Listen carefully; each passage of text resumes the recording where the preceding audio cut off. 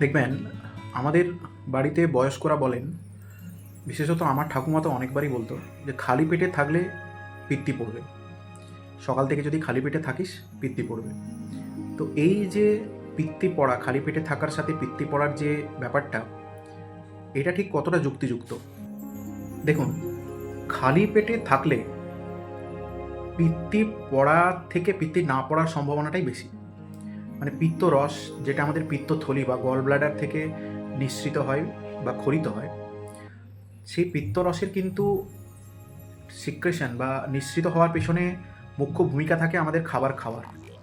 যখন আমরা কোনো খাবার খাই, তখন সেই খাবার যখন আমাদের খাদ্যনালী বা অন্ত্রে আসে, এই যে অন্ত্রে খাবার এসেছে এই সিগন্যালটা যখন আমাদের পিত্তথলির কাছে পৌঁছয়, তখন কিন্তু পিত্তথলি পিত্তরস নিঃসরণ করে সেই খাবারটাকে হজম করার জন্য, মূলত ফ্যাট সমৃদ্ধ খাবার বা চর্বি জাতীয় খাবারকে হজম করার জন্য।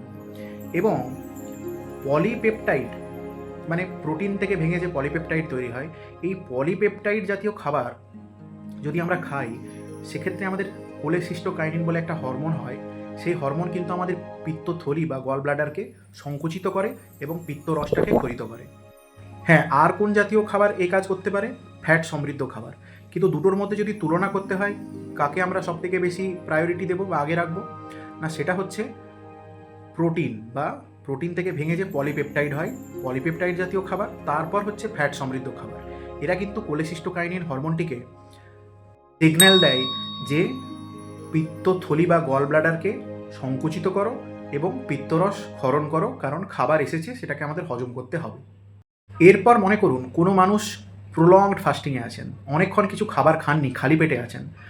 মূলত 15 থেকে 20 ঘন্টা যদি কেউ খালি পেটে থাকেন, সেক্ষেত্রে কি হয় না, পিত্তথলি সংকুচিত হতে পারছে না।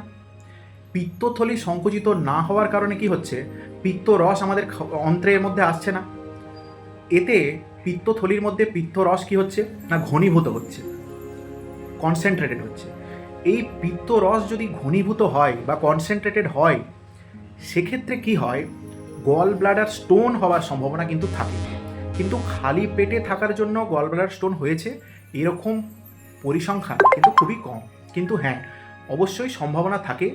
15 থেকে 20 ঘন্টা যদি খালি পেটে থাকেন, অনিয়ম হয়, তো সেক্ষেত্রে কিন্তু পিত্তথলি থেকে পিত্তরস নিঃসৃত হতে পারবে না, যেটা কিন্তু আমাদের বাইল বা পিত্তকে ঘনীভূত করবে, এবং যত বাইলের ঘনীভবন হবে তত কিন্তু গলব্লাডার স্টোন বা পিত্তথলির পাথর হওয়ার সম্ভাবনা বাড়ে।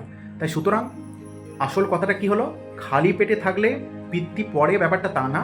খালি পেটে থাকলে আমাদের গল ব্লাডার স্টোন হওয়ার সম্ভাবনা কিন্তু থাকে।